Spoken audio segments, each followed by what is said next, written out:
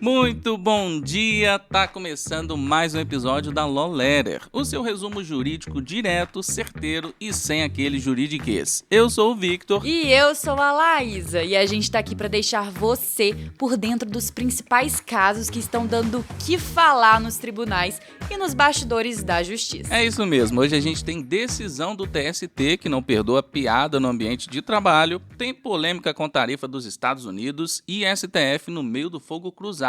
Tem médico também que dormiu no ponto e acordou demitido, com direito à opinião de especialista e muito mais. Vem com a gente que o episódio de hoje tá afiado, não é mesmo, Vitor? E claro, já compartilha com aquele colega que ama um debate bom de direito e uma notícia bem quentinha logo cedo. Então bora lá para a primeira notícia. O Tribunal Superior do Trabalho aumentou a indenização por assédio moral a uma advogada vítima de comentários sexistas e ataques à sua aparência dentro de uma construtora.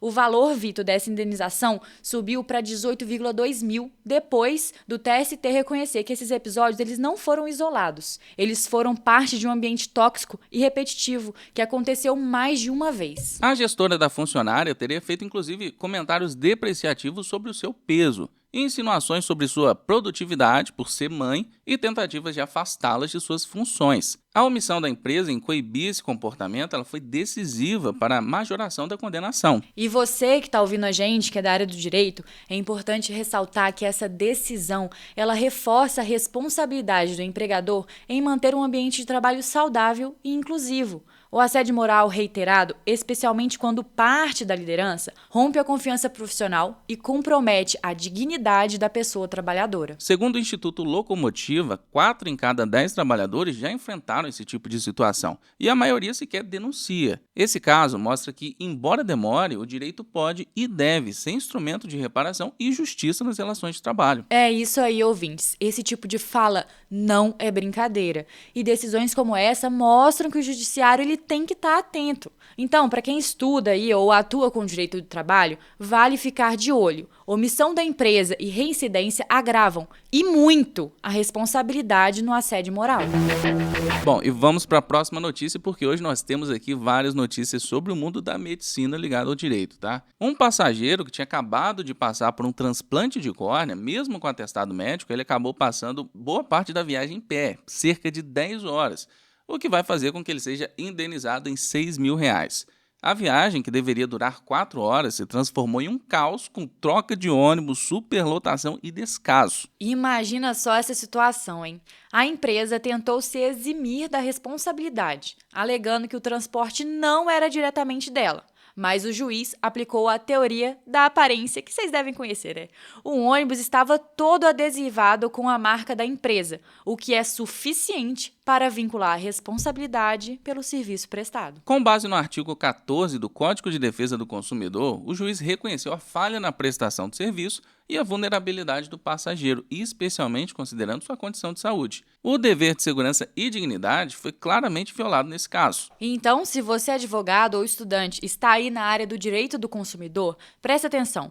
Essa decisão reforça um ponto essencial. Não importa quem vendeu ou quem operou o ônibus. Quem assina com a marca, responde. E, diante de um passageiro em condição frágil, que foi esse caso, o judiciário não costuma aliviar, não. O que chama a nossa atenção aqui, e vale especialmente para quem atua com o consumidor, é como a teoria da aparência continua sendo decisiva. E mais, quando há fragilidade do consumidor, é aí que o judiciário tende a aplicar o Código de Defesa com mais rigor. Esses são pontos que merecem muita atenção na prática. E ainda na área da medicina, um médico, ele dormiu no plantão e ele foi demitido por justa causa. Aconteceu foi o seguinte: o TRT da Terceira Região confirmou a demissão por justa causa de um médico que simplesmente ele não apareceu para realizar uma cirurgia. E acredita, ele foi encontrado dormindo no setor de descanso do hospital. Enquanto isso, o paciente dele estava aguardando ele anestesiado por 40 minutos na sala de operação. Olha só, segundo os autos, o médico alegou que achava que a cirurgia havia sido cancelada e queria apenas terminar o almoço. Quando foi avisado de que o procedimento seria suspenso por causa da ausência dele, respondeu que então cancele. Resultado, cancelaram o contrato de trabalho. Que caso, hein? E essa decisão ela foi embasada no artigo 482, a linha E da CLT, que trata da desídia no desempenho das funções.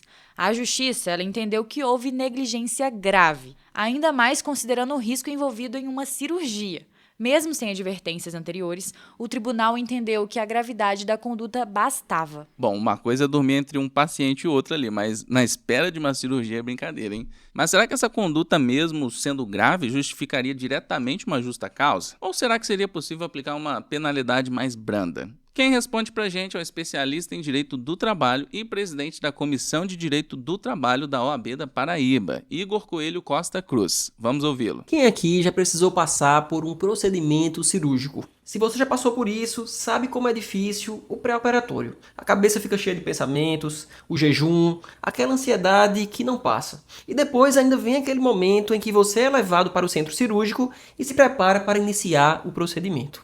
Agora imagina passar por tudo isso e já na sala de cirurgia descobrir que a sua operação foi cancelada. Cancelada porque o médico que deveria realizar o procedimento estava dormindo. Já pensou? Pois é, esse caso aconteceu e foi parar na Justiça do Trabalho de Belo Horizonte. E hoje eu quero dividir com vocês, com todo cuidado, respeito e responsabilidade, a minha visão sobre esse episódio e sobre a decisão que manteve o desligamento do médico por justa causa. E a verdade é que eu entendo que houve sim uma conduta grave o suficiente para justificar a justa causa. Segundo o que foi divulgado, o médico já tinha encerrado uma cirurgia e sabia que havia outro procedimento em sequência. Foi alertado pela equipe de enfermagem, pela supervisora e ainda assim decidiu não comparecer. Teria dito que estava no horário de almoço e, segundo a testemunha, quando questionado, respondeu que poderiam cancelar a cirurgia. A sindicância interna apurou os fatos. A testemunha foi firme em seu depoimento, há mensagens de WhatsApp, imagens de câmeras de segurança e tudo isso foi confirmado juridicamente, com direito ao contraditório e a ampla defesa durante o processo. É claro, o médico também apresentou a sua versão, disse que não havia autorizado o início da cirurgia, que o prontuário não tinha sido entregue, que a sindicância foi parcial. E tudo isso precisa ser ouvido e respeitado. Mas com base no conjunto probatório, e falo isso como estudioso da área trabalhista, me parece que houve sim quebra de fidúcia, desídia no exercício da função e um desrespeito direto ao paciente e à equipe de saúde. A CLT, no artigo 482, prevê a possibilidade de justa causa em casos assim. E mesmo sendo uma medida extrema, a gravidade do ato pode sim justificar essa ruptura imediata, mesmo que não haja histórico anterior. E na minha visão, com base nos fatos que foram apurados, isso ultrapassa qualquer limite razoável. E sim, pode justificar a demissão por justa causa. E você, o que acha? Obrigado à equipe da Law Letter por mais este convite. É sempre uma alegria contribuir com discussões sérias e necessárias como esta. E se você quiser acompanhar mais análises sobre temas trabalhistas, decisões judiciais e os bastidores de advocacia na prática, me segue lá no Instagram, @Igor Cruz Advogado. Lembrando que o Igor é com I. E o Pablo Marçal, que voltou a ser comentário na internet, ele tentou impedir a exibição do programa no alvo do SBT, mesmo após ter assinado a autorização de uso de imagem. Segundo ele, houve arrependimento após a gravação, que motivou uma notificação extrajudicial pedindo cancelamento do episódio. Pois é, mas o SBT ele não recuou não. A emissora manteve a programação, ela exibiu o episódio e ainda ganhou um pico de audiência com a polêmica. Durante a exibição, por volta ali das 11h08, o apresentador Ratinho mencionou o caso ao vivo e desafiou: manda vir falar comigo. Bom, vamos lá. Do ponto de vista jurídico, o direito de imagem é protegido pela Constituição, mas pode ser cedido por contrato, e nesse caso a autorização foi expressa. O arrependimento só teria efeito legal se houvesse previsão contratual para isso, o que não parece ser o caso aqui. Além disso, pessoal, uma notificação extrajudicial não tem força para impedir a veiculação de conteúdo. E sem uma decisão judicial determinando a suspensão, o SBT ele continua amparado. Agora, se o caso for o Marçal quiser reverter essa situação, ele terá que comprovar algum abuso ou excesso em juízo. E esse é um ótimo exemplo para você que está estudando civil ou trabalha com contratos. A autorização de imagem assinada é título jurídico com peso. E notificação extrajudicial, por mais barulho que faça, não substitui tutela judicial. Pessoal, presta atenção aqui, vale lembrar, direito de arrependimento não vale para tudo não. Vamos então à nossa última notícia para fechar essa manhã informada. A Unimed, ela fechou um acordo depois de cancelar o atendimento de uma criança com lábio leporino. E o que aconteceu?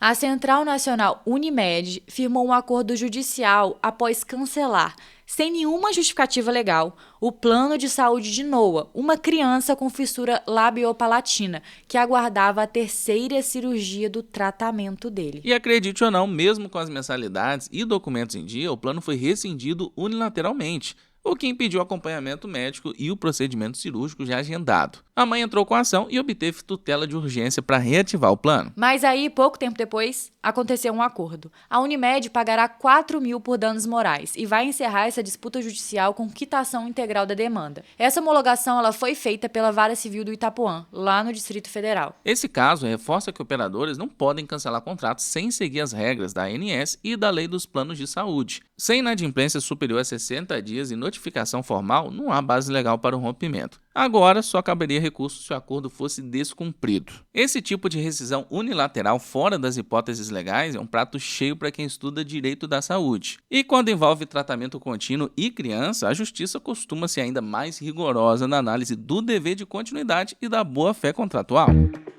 E a gente fica por aqui, mas semana que vem tem mais, com muitas notícias quentes do direito para deixar sua manhã mais aquecida e informada. Se alguma das notícias de hoje te pegou de jeito, seja no coração ou no código, manda esse episódio no grupo da firma, da Pós ou até da família. Por que não, né, Vitor? É isso aí, segue a gente na sua plataforma de podcast favorita para não perder nenhum episódio. E se curtiu o programa, faz aquele post nas redes sociais, marca a gente no @lo.lerer, que a gente adora ver quem tá ouvindo logo cedo com café na mão. No episódio de hoje eu vou me despedir falando da até semana que vem. Mas em breve eu vou estar me despedindo falando que é até amanhã, porque o nosso podcast vai passar a ser diário. E lembre-se, pessoal, direito não precisa ser complicado, é só ter quem traduza.